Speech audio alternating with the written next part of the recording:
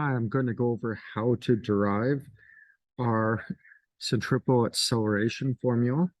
So I've already drawn out a circle. So as we travel in this circle, our velocity is at tangent lines to our circle.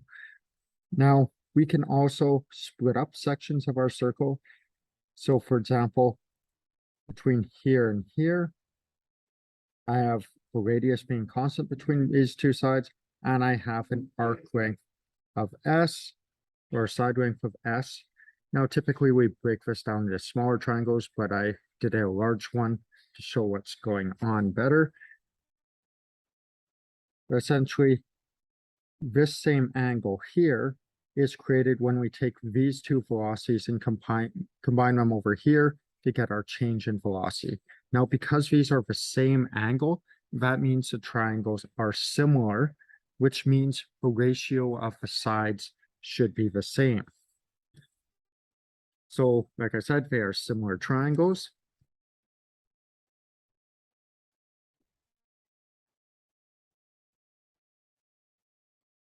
And therefore, we can use the ratios of their sides. So on this one, the ratio of the side opposite our angle over our radius should be equal to ratio of this one of our side opposite our angle, which is our change in velocity, over our constant speed, which is this side here.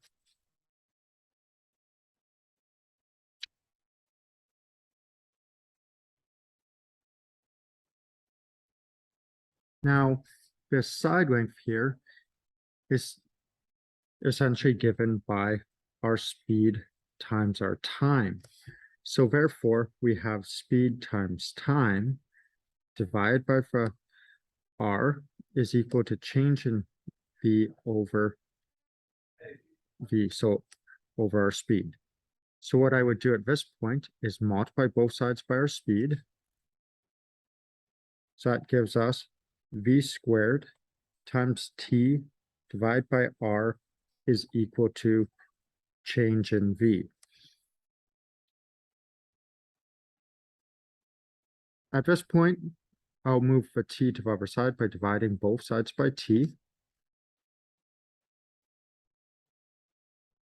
So that gives us v squared over r is equal to change in v over change in t.